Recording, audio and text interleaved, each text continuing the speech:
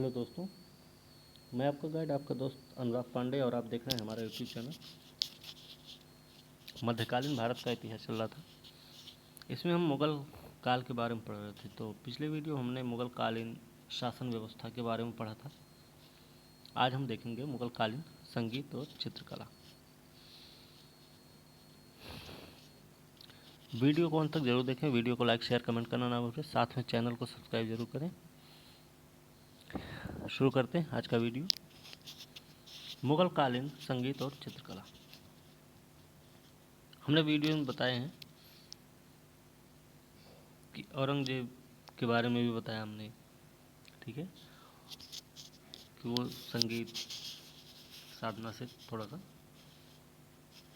संगीत जो विशेषज्ञ थे उनको उसने अवकाश पे भेज दिया था, लेकिन वो फिर भी वो एक वीणा वादन भी था। ठीक है, हमने पिछले वीडियो में कुछ प्रशासन व्यवस्था के बारे में बताया था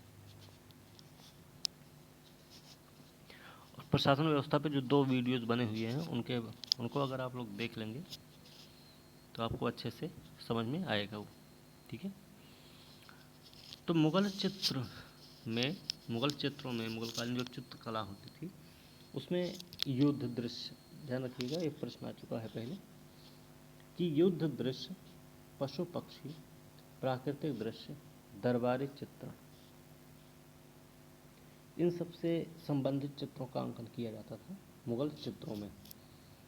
दरबारी चित्रण में आपने NCERT पढ़े तो उसमें बहुत सारे चित्र ऐसे देखे होंगे। ठीक है, युद्ध दृश्य का भी है, पशु पक्षी रहते हैं, प्राकृतिक दृश्य, इन सब का चित्रों में विशेषता है। ये इनके चित्रों में इनका अंकन किया जाता है। ठीक है, ये थोड़ा ध्यान रखना, ये प्रश्न आ चुका है पहले। मुग़ल शैली का प्रारंभ अगर देखा जाए तो मुग़ल वंश की नींव डालते हैं बाबर, है ना। नींव किसने डाली? बाबर ने।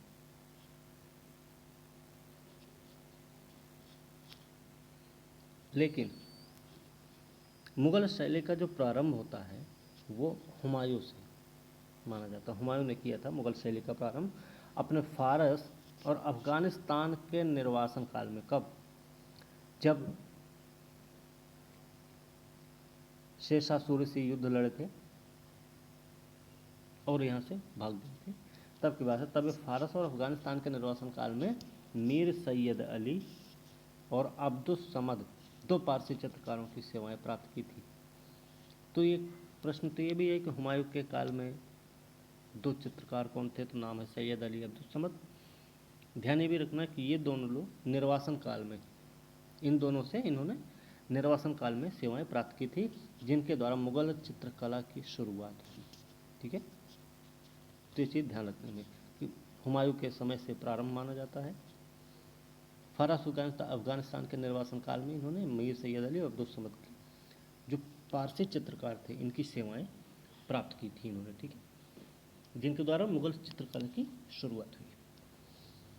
एक पुस्तक है, नाम है दास्तान ए अमीर हमजा।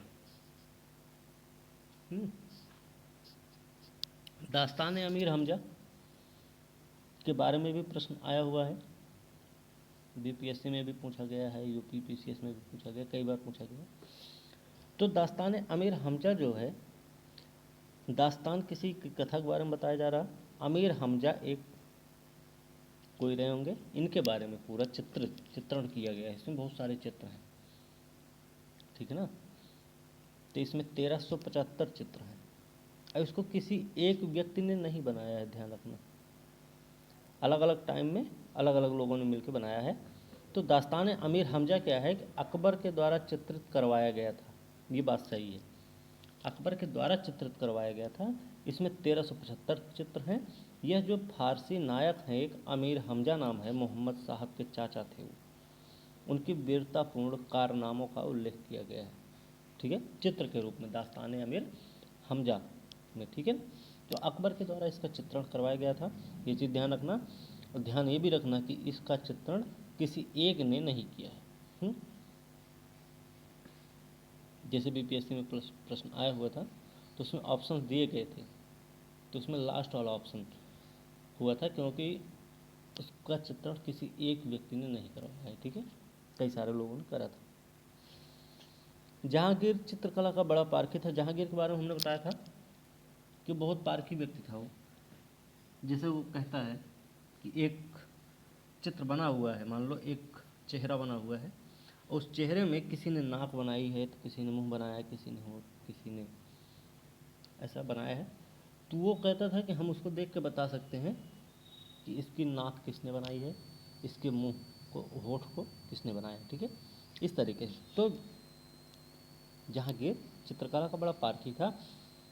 इसके दरबार में पूछा जाता है कि इनके दरबार में कौन कौन लोग रहते थे। तो जहांगीर के दरबार में थे फारूक बेग, अकारिजा, मोहम्मद नादिर, मोहम्मद मुराद, मनोहर, माधव, गोवर्धन। कौन है? जहांगीर चित्रकला बड़ा पारखी था।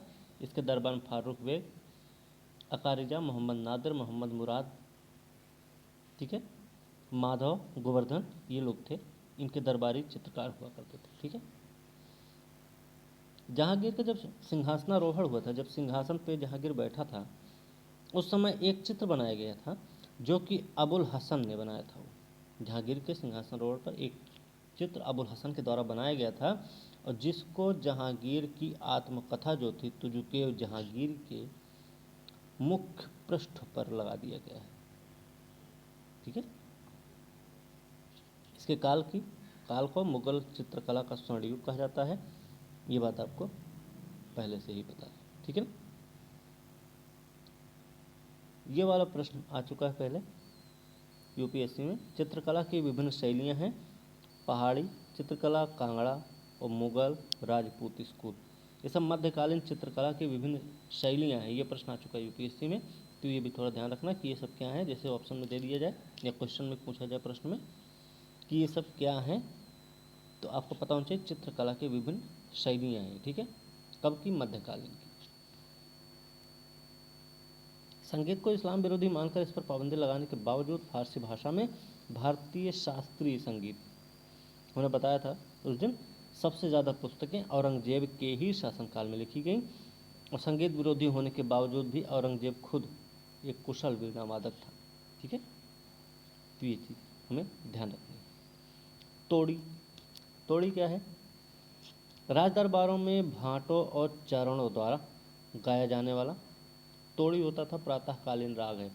सुबह सुबह समय में राज दरबार में जो चारण और भाट होते थे, इनके द्वारा जो गाया जाता था तोड़ी उसको बोलते थे।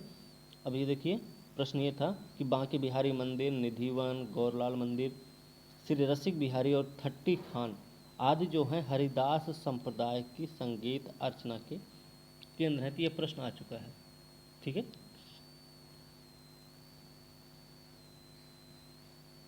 फिर आगे अकबरकालीन ध्रुपद गायक।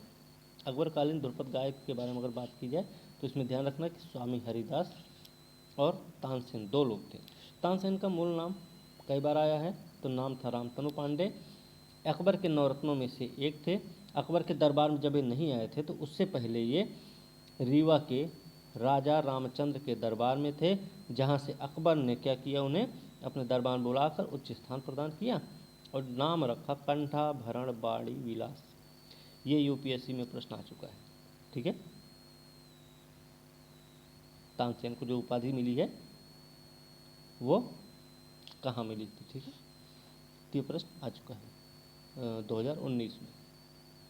जहाँ के गिर के दरबार के प्रमुख संगीतज्ञ रहे, नाम था विलास खां, जगन्नाथ, रामदास, सुखसेन, सूरसेन, लाल खां, दुरंग खां, ये सब शाहजहाँ के दरबारी गायक थे। तो जगन्नाथ, रामदास, सुखसेन, सूरसेन, लाल खां, दुरंग खां, ये सब किसके दरबार से संबंधित थे या किसके काल से संबंधित थे या किसके समकालीन थे? तो ध्यान होना चाहिए कि शाहजहाँ के समकालीन थे, ठीक है। शाहजहाँ के समकालीन थे तो ये क्या थे? दरबारी गायक थे, ठीक है। ख्याल गान की लोकप्रियता, मोहम्मद शाह रंगीला का नाम सुना होगा, है ना। तो ख्याल गायन इनके समय में अपने शिखर पर पहुंच चुका था, और तानसेन का एक मकबरा है जो कि ग्वालियर में स्थित है। ये सारी चीज़ें थोड़ी सी याद रखने लायक हैं। इनमें से कई सारी चीज़ें ऐसी जो प्रश्न में पहले एग्ज़ाम में आ चुकी हैं, तो इनको थोड़ा ध्यान से देखने की ज़रूरत है। ठीक है। अकबर के जो मकबरा है, अकबर का मकबरा कहाँ पे है आपको पता होना चाहिए। तो अकबर का मकबरा है सिकंदरा में। ठीक है। ये जो है 5 मंजिले का बना हुआ है, और सबसे बड़ी बात है कि ये गुंबद विहीन मकबरा है। ठीक है। अकबर का मकबरा गुंबद विहीन है, गुंबद विहीन मकबरा है, और 5 मंजिला है, 5 माले का बना हुआ है ये। ठीक है। ये चीज़ ध्यान रखना, इसकी ये विशेषता है कि गुंबद विहीन है। ठीक है। ध्यान ये रखना कि आगरा शहर की स्थापना कब हुई है? 1507 में, है ना। 1507 में इसकी स्थापना हुई। किसके द्वारा? सिकंदर लोदी के द्वारा। सिकंदर लोदी ने ही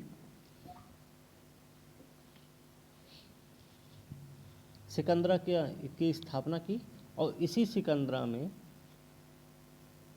अकबर का मकबरा है, और अकबर का मकबरा जहाँ पे है सिकंदरा में, उस जगह का नाम अकबर ने बहिश्ताबाद रखा था।